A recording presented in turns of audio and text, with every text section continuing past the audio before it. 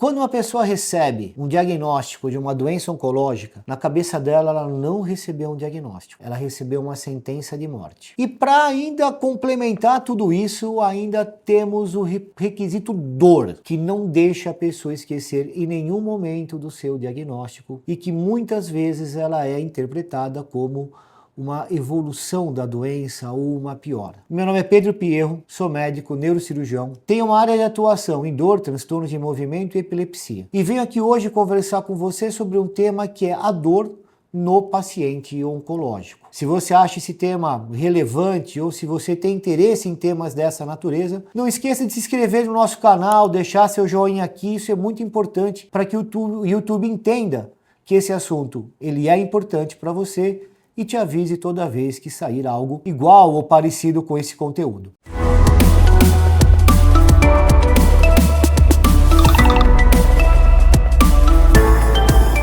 O paciente oncológico com dor, ele tem 3 mecanismos principais de origem dessa dor. A dor ela pode ser provocada pela própria doença, né? Um exemplo, um tumor de pulmão, onde o próprio tumor comprime os nervos que vão para o braço, comprime o plexo braquial. Essa dor é uma dor neuropática compressiva que acontece pelo tamanho ou pelo crescimento dessa massa tumoral. Podemos ter dor relacionado ao tratamento. No tratamento cirúrgico, as aderências muitas vezes provocam até mais dor do que a dor que estava sendo a dor original. A cirurgia não foi para o tratamento de dor, a cirurgia foi para o tratamento do câncer.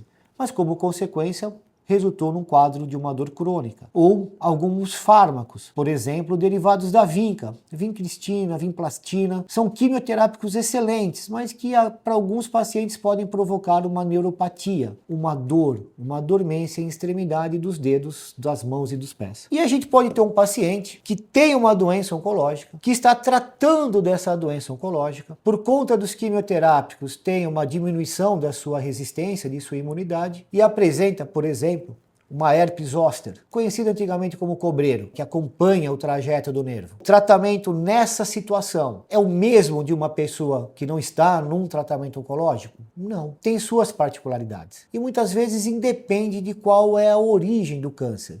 Se é um câncer cerebral, se é um câncer ósseo, isso muitas vezes não interfere nesses mecanismos de dor. Você só consegue tratar uma dor se você entender da onde essa dor está surgindo, e tratar o que causa a dor é sempre mais eficiente do que tratar a própria dor. Então te mostrei 3 casos diferentes da onde a dor pode se originar no tratamento oncológico. Ok, e como nós vamos tratar essa dor? Os tratamentos começam com as medicações, e mais de 70%, 80% das vezes elas são eficientes. Dentro desse pool de medicação, nós temos os analgésicos simples, dipirona, paracetamol, os analgésicos opioides, os fracos como codeína, tramal, até os fortes como morfina, metadona. Você também tem os adjuvantes, os antiepiléticos como a carbamazepina, gabapentina, os antidepressivos, os tricíclicos como a mitriptilina, os duais como a duloxetina, os neurolépticos, quetiapina, ampliquitil, que ajuda a fazer